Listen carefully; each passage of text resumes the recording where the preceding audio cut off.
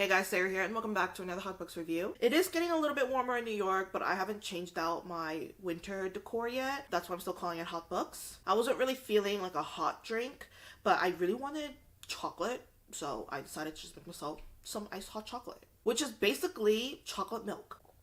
Today's review is book 2 of an extremely popular series from A Court of Thorn and Roses called A Court of Mist and Fury. This one is not really my favorite in the series, if I'm being quite honest with you, and let me tell you why. Like I mentioned in the A Court of Thorn and Roses video, all the covers I got were the hardback ones because I prefer this look out of all of them. First one was red, this one is green, the next one is pink, and then blue, orange. First one had a wolf on it, this one is a bird. The bird is holding a ring.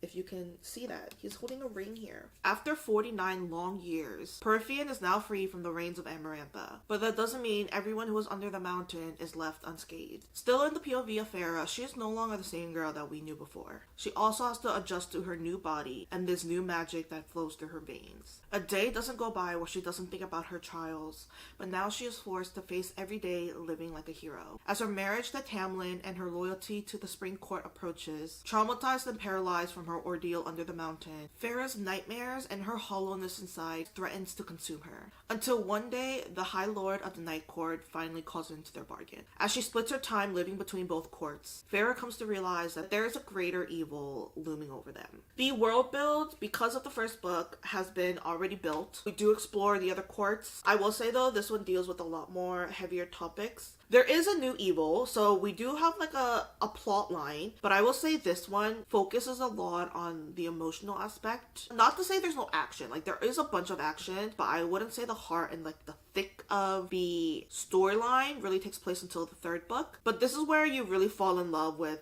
the characters, like the inner circle especially. There's a lot going on, a lot of information, especially with this new enemy. Be prepared to be able to absorb all of that information. I will admit that this is where I finally fell in love with the characters and the story. Will I say it's my favorite book though? No, not at all. It's my second to last actually. So for the plot, I want to give it a 4 out of 5. Tears? I don't think I cried in this one. I definitely cried in the third book, but not this one or the first one. Romance. This one I'm gonna give a 4.5 out of 5. It is a romantasy, so there's gonna be a lot of, mushy-gushy cute moments. But with this new evil, with this new issue coming along, I don't know if I can confidently say that love rules all. Love is a very big motivation in this one, but I don't think the new evil that we have revolves around the purpose of love. Characters is where I think this book thrives. So I'm gonna give it a 5 out of 5. We are heavily dealing with characters' PTSD,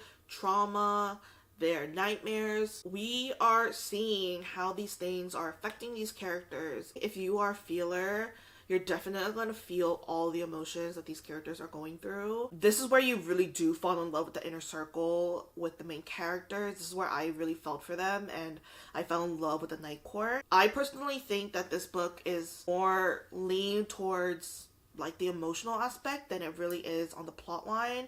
That's why I say most of the action happens in the third book. It's not to say that I'm ruling it out in any way. I'm just saying that it deals more though with the characters and how they're dealing with everything that happened than it does with the thick of the storyline. Overall, I give this one a 9.5 out of 10. At this point, I know this one's not going to be my favorite, only because I do enjoy more of the fast-paced storylines. By the end of this book, if you're still not sure if you want to continue with the series, honestly, I would say don't even waste your time anymore. This is where people really fell in love with the series because they fell in love with the characters. Same thing for me. I fell in love with the characters. I think that's why I was more invested into getting to know what's happening in the world and what's going to happen to them. But if you are not in love with them, I feel like you might have a hard time getting past the rest. As much as the series is hyped up, I will say it's a little overhyped. So that was it for my book review of A Court and Mist and Fury, which is book 2 of the Court and Thorn and Roses series. I hope this review helped you guys consider if you want to continue on. I don't think it's a bad idea to at least give it a shot. And if you're still not in love with it, that's fine. There are definitely a better series out there for you to try. So that's it for this video. Thank you guys so much for watching. Make sure to like and subscribe, leave a comment down below. I make sure to read every single one of them. And I'll see you guys next time with Sarah. Bye!